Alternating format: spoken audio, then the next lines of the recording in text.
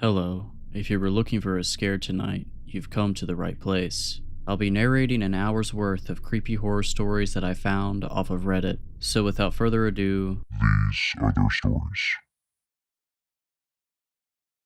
In October 1978, Philadelphia police responded to a dead body call at an abandoned theater. They arrived on scene to discover most of a corpse of a young woman on the stage. Her hands and feet were bound. At some point post-mortem, the perpetrator had decapitated the victim and stitched the head of a bald man onto her neck. Heavy stage makeup had been applied to the man's face. His mouth was sewed shut. When one of the responding officers knelt down to inspect these sutures, the corpse's eyes opened. The body shuddered to life, stretching until the bindings broke. The amalgam rose unsteadily to its feet, dipped into a formal bow, and began to move. The braver of the two officers grabbed the corpse, believing it to be a hoax of some kind. He grabbed it by the throat with such force that he tore the sutures attaching the man's head to the woman's neck. Now only partially attached, the head flopped to the side. The officer recoiled, and the corpse continued to move as though nothing had happened. At this point, someone yelled, "Stop it, you're interrupting him." The speaker was a young girl of approximately 10 years old, sitting at the highest point in the auditorium, a crumbling balcony with no visible point of egress. The corpse paid her no attention and began whirling feverishly around the stage. The head was still only partially detached, but the corpse seemed unaware. Per their later testimony, the police officers slowly realized they were watching a one-man reenactment of a murder. As the gruesome performance carried on, the little girl in the corner began to cry with steadily increasing emotion. Her weeping finally culminated in a wail when the corpse mimed sawing his own head off. He pulled his head off, sutures snapping loudly as they parted through the flesh, then tucked it under his arm and ran backstage and out of sight. Despite the distance between the theater and AHH Nascu, the Harlequin, by all accounts secure in his cell inside the facility, expressed knowledge of this incident. He provided staff with the address of the theater and told them, "My son is performing there tonight, not one of his best unfortunately, but I'll tell him you're coming if you like." Personnel were immediately dispatched to the theater. By the time personnel arrived, 2 days had passed. They obtained the relevant police reports. Among other things, they learned that officers fled the scene without recovering the young girl since she was unreachable on the crumbling balcony. Although the officers returned with reinforcements, the dancing corpse was nowhere to be found. Neither was the child. But when agency personnel entered the theater during their investigation, both the girl and the dancing corpse were back inside. Personnel quickly realized they had arrived toward the end of the performance. The child was sobbing so loudly that she inadvertently masked the sounds of their entry. They concealed themselves accordingly, taking refuge in a small alcove near the back of the auditorium, and watched as the corpse, which in keeping with the police reports was a woman's body with a man's head sewn on, continued to dance. Shortly after their arrival, the corpse completed its performance and retreated backstage. Approximately 2 minutes later, a man with a face identical to that of the head sewn onto the woman's corpse returned on stage, visibly weeping. In his arms was the woman's corpse, now headless. Chest heaving silently, he gave a deep bow. As agents watched, the crying child bolted on stage and hugged the man, at which point the agents made themselves known. The man vanished backstage. When agents attempted to follow, the child interfered. By the time she was restrained, the man was nowhere to be found. Resigned, they returned to interrogate the girl, who was still standing on stage. She refused to provide her name, but was willing to answer other questions. When asked what the corpse had been doing, the girl answered, "He's showing me what Randall did." When asked if the entity was Randall, she shook her head. When asked who the man was, she said, "Pantomime. He taught me how to act." Finally, when asked why Pantomime would show her such a terrible thing, she said, "Because he's sorry." She refused to provide any additional information. When the agents attempted to take her into custody, Pantomime reappeared and attacked them with catastrophic results, allowing her to escape. Once she was no longer on site, Pantomime transformed. He became docile and even expressed regret in a non-verbal manner for the injuries he inflicted on the agents. He then waited obediently for additional personnel to arrive and came into agency custody without further incident. When asked why, he wrote a simple answer: "Because my father can't get me if I go with you." Investigation post-arrest showed that Pantomime's stomach contained partially digested bone matter and meat from a human victim. When agency personnel removed his mouth sutures, researchers, they discovered that his tongue was missing. Experimentation shows that Pantomime is able to remove and reattach his head and limbs at will. He is able to attach his head and limbs onto dead bodies. Pantomime maintains control over any limb attached to another individual. For example, if his head is attached to someone else, he has complete control over that body until decomposition compromises the structures. Additionally, Pantomime has the ability to project mental images and fantasies into reality for limited amounts of time. He can only do this after consuming human brain tissue. Pantomime's most frequently projected scenes consist of himself and a young woman. Nothing of note ever happens in these scenes. Pantomime's tongue has been observed to reappear and disappear in apparently random fashion. It should be noted that on November 26, 2024, Pantomime's tongue reappeared and he asked to speak to Commander R. Wingeride. Pantomime disclosed largely non-specific knowledge of a plot between the Harlequin and unknown agency personnel. This disclosure, combined with the return of Pantomime's ability to speak, prompted administration to schedule an interview with the agency's specialized interviewer with the goal of obtaining additional details about this plot. It should be noted that Pantomime rarely speaks. Nevertheless, he can write and does so extensively with little prompting. The caveats with Pantomime's writing are as follows. His writings take the form of stage plays, complete with character dialogue and stage directions. Every one of Pantomime's works is titled All the World's a Stage. The Harlequin is a recurring figure in Pantomime's plays. The relationship between Pantomime and the Harlequin is not understood. Pantomime consistently refuses to elaborate. The Harlequin describes their relationship thus: "My son sang most beautifully in my city bright." Pantomime's many plays are primarily a variation on a theme. They follow the life of Pantomime as he forms a friendship with a young woman named Sarita. The plays are always told through Sarita's perspective. Sarita is a poverty-stricken woman who is bullied mercilessly both at home and at work. Sarita's childhood dream is to be an actress, although she knows it will never happen due to her unattractiveness and her lack of talent. But the dream doesn't die. As stated in one of the most notable lines of the play, this dream burns on in defiance of reality. One day, Sarita finds an abandoned theater. She begins to spend her free time there, twirling around on stage and acting out scenes in private, far from critical eyes. But unbeknownst to her, Pantomime lives in the theater and he loves to watch her. One day she catches him spying on her. Rather than running away, she chases him through the theater until she corners him backstage. They form a friendship. Sarita and Pantomime spend their afternoons acting together. Something strange happens when they're on stage. Sarita changes, becoming more beautiful, and the scenes they act out start to become real. She describes it as an enchantment, a real-life fantasy world that evaporates at the curtain call. What Sarita doesn't know is that Pantomime lives in the theater because it is used as a dumping ground by a killer. The stream of bodies provides Pantomime with a steady supply of human bones and human brains through which he derives the energy required to briefly project his and Sarita's scenes into reality. One day, Sarita's friend Debbie disappears. Sarita goes to Pantomime's theater, bursting inside just in time to see Pantomime biting into Debbie's head. Sarita believes Pantomime is the killer and runs away, never to return. After her departure, Pantomime cries silently until the Harlequin appears. Note: alone of the characters in Pantomime's plays, the Harlequin speaks in iambic pentameter. In his writings, Pantomime's iambic pentameter is flawless. The Harlequin also speaks in iambic pentameter in the interview transcribed below. However, the interviewer noted multiple flaws in either meter or stress syllables in the Harlequin's iambic pentameter as verbally related by Pantomime. Whether this is relevant is not known. The Harlequin asks, "Remember how you sang so beautifully for gods and monsters in my bright city?" Pantomime only weeps. The Harlequin tells Pantomime that he'll take him back to the city bright if he doesn't find Sarita and consume her head. He retreats backstage, leaving Pantomime to weep until curtain. The agency notes that Pantomime exhibited significant psychological distress when he learned that the Harlequin is also incarcerated at the Pantheon. Interview subject: Pantomime. Classification string: non-cooperative / indestructible / agnosto / constant / substantial / hemitheos. Interviewer: Raquel B. Date: November 28, 2024. She was an ugly girl, but so what? I wanted to give her the world. Only I didn't have the world. I only had what I had, which was less than nothing. I knew from the second I saw her that she was perfect for me. I've never told anyone this before because I hate the way it sounds, but from the very start I wanted to make all her dreams come true. true. I wanted to be her dream come true. It was a scary feeling, real scary, especially because strictly speaking she was way too young for me. But that wasn't scariest, not even close.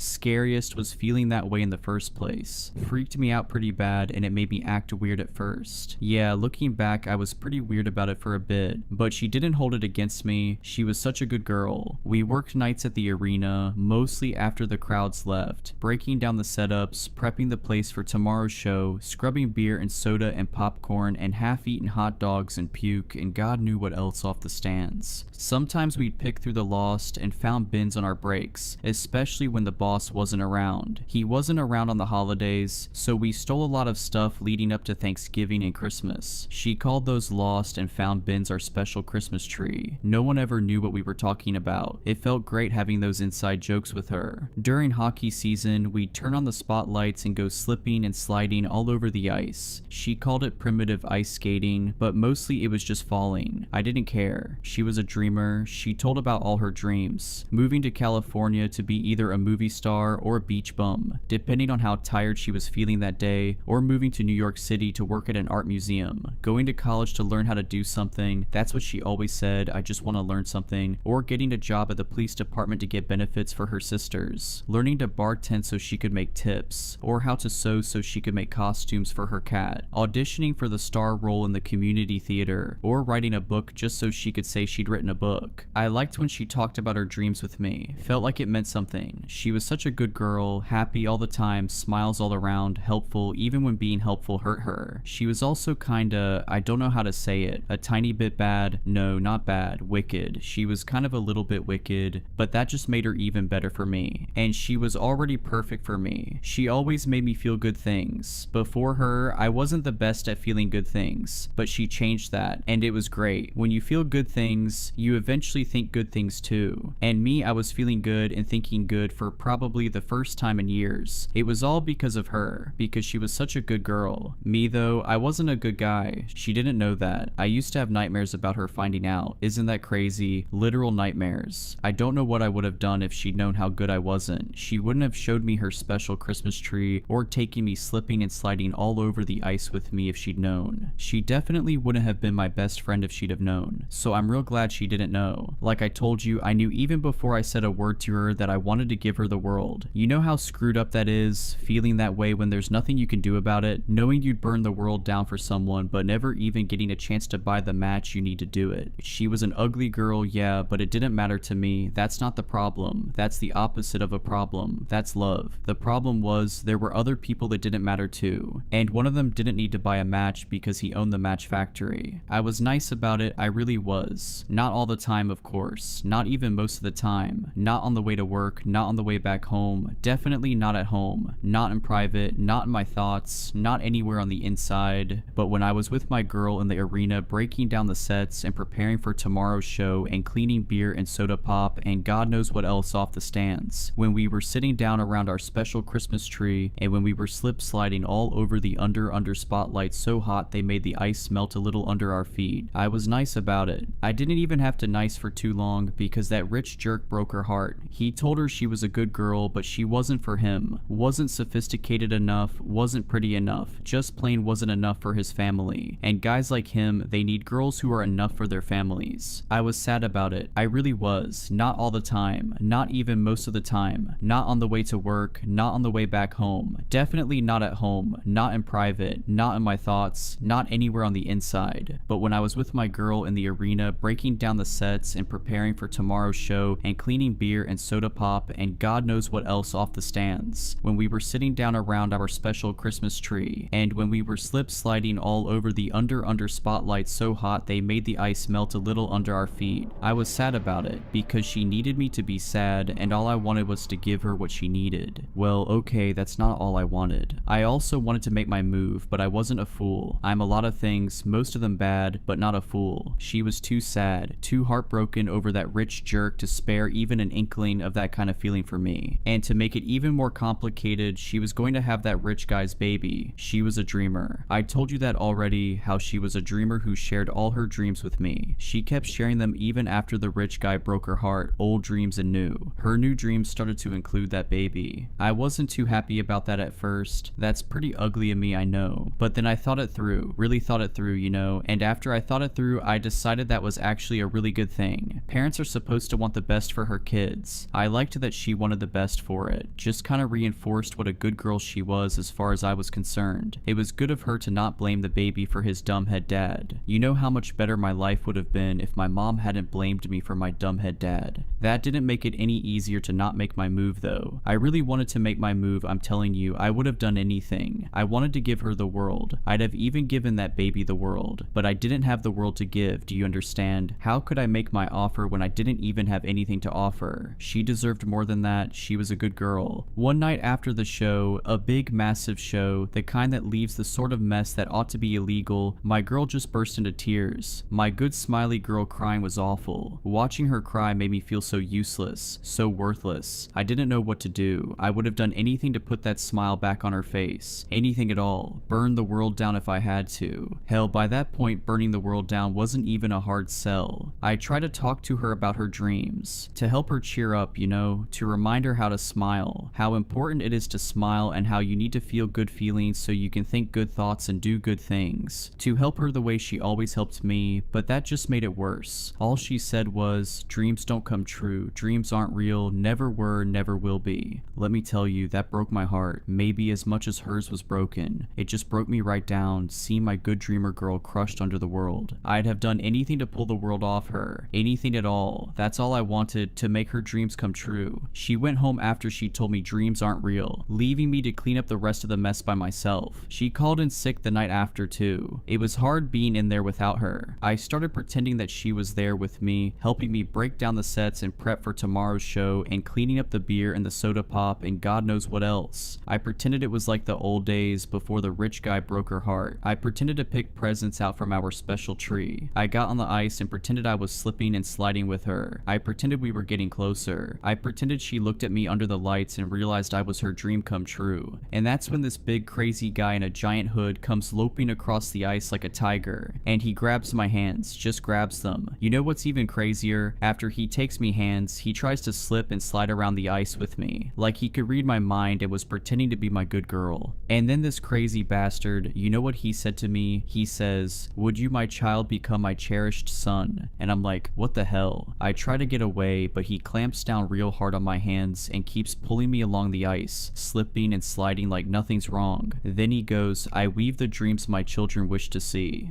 I don't know what's wrong with you, but I think you need to stop talking and get going before I call the cops. If I should leave, then all your dreams will die. What? I hold the key to make your dreams come true. I pulled my hands out and tried to back away, but I only slipped and fell. No more sliding for me. As I lay there, rubbing my head as stars go rocketing across my vision, this jerk kneels down beside me and he says, "I find your troubles quite a joy to see." What? Your troubles bring me joy. They entertain, and life devoid of mirth is but a strain. The longer he talked, the easier it was to understand him. Does that make sense? Like he was saying crazy old English stuff and I didn't really get it, but at the same time I was figuring out the meaning under the words. And when he said that about life being a strain, I knew he was really saying that he thought me and all my problems were entertaining. Like this bastard thought I was funny for being sad about my girl. He was laughing at me, and for what? Wanting to give someone the world? Screw that. That's what I told him too. Screw you. Your troubles bring a smile upon my face, for in your misery joy I find, and grace. I long to help your dreams come forth anew. With every laugh I'll strive to make them true. He was making fun of me even harder then, because what he was saying was my troubles with my girl were so entertaining to him that he wanted to help me, in exchange for all the entertainment I provided with my sadness, with my pain, my actual legitimate pain. He was saying he was going to make make all my dreams come true. Crazy, right? Crazy enough that I'd already had enough.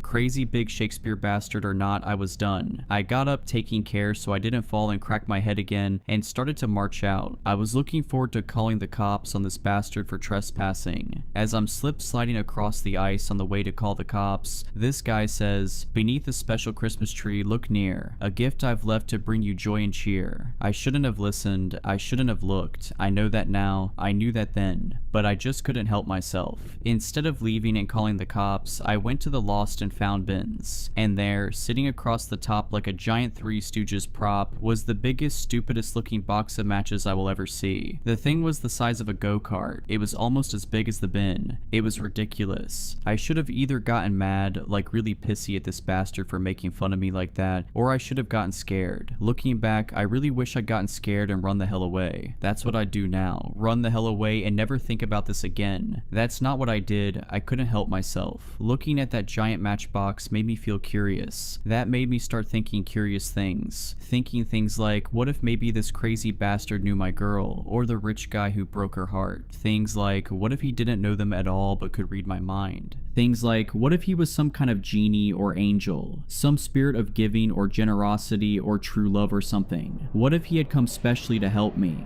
Things like, what if this crazy bastard wasn't crazy at all? What if he was magic? I always wanted to believe in magic. Guess you could say I used to dream of it. Are you telling me to burn the world down for her? I asked. You need not set the entire world ablaze, but rather only this one single stage. It took me a minute to figure out what he was really saying. You want me to burn the arena down? Why would I do that?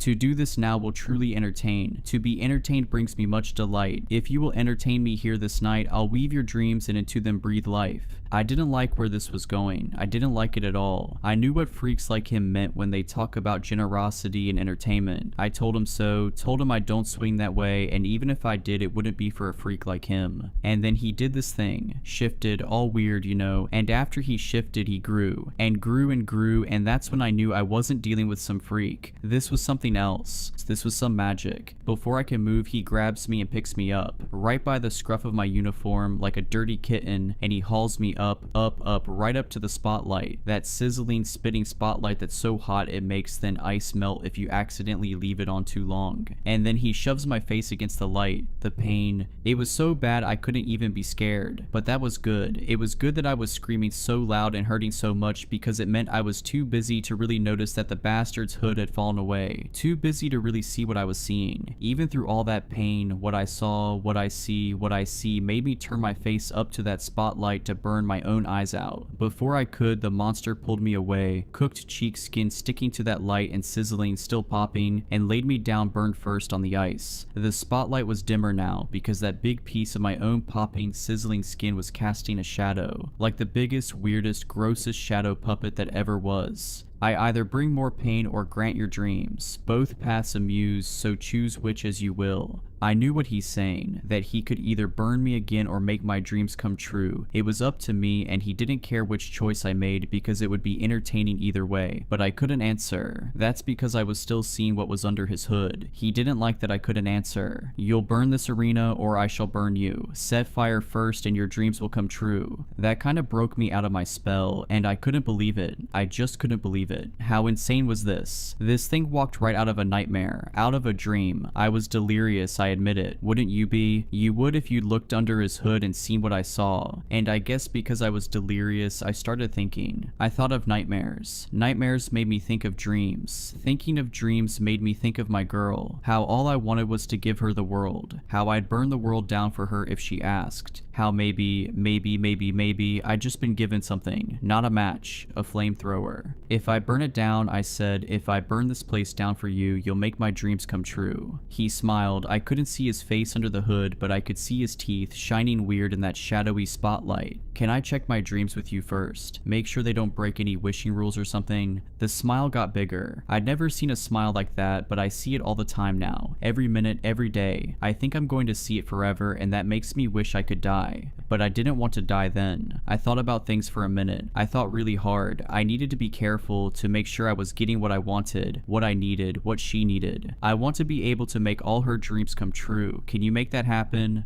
Entertainment's essence, dreams that come to life, your dearest wish I vow to make true. It's crazy, I guess, but that was enough for me. Maybe because my face was still burning, maybe because standing under my own cheekskin shadow puppet was making my stomach queasy, maybe because I was still shell-shocked from what I saw under his hood, or maybe just because I was sick and tired of being willing to give my girl the world but having no way to do it. Whatever it was enough, and I burned the arena down. Before the fire got too hot and bright, I saw the flames reflecting off that bastard's teeth, and in his eyes too, under the hood, sparkling in his eyes like rotting galaxies. I know about that, you know, I've seen rotting galaxies. He showed them to me later on, after it burned down, after the firemen came, after I watched them try and fail to quench the flames with that bastard clinging on. I closed my eyes and, well, I guess I tried to manifest, to make dreams come true. I didn't know what to expect exactly, but after all that, I definitely expected something, and I got nothing. That made me mad. I don't think I've ever been madder, not even when that rich guy started going out with my girl, and I told him so too. But all he said was, I paved the path for you to make her dreams come true. Let me tell you, I did not like what I was hearing in his voice. I did not like what I heard at all. But paths are not the goal, they guide us forth. Shall we now tread the path I paved this night? What are you saying? I gave to you this gift of potent skill, yet skill alone will not her dreams fulfill. To wield this power one must learn and strive.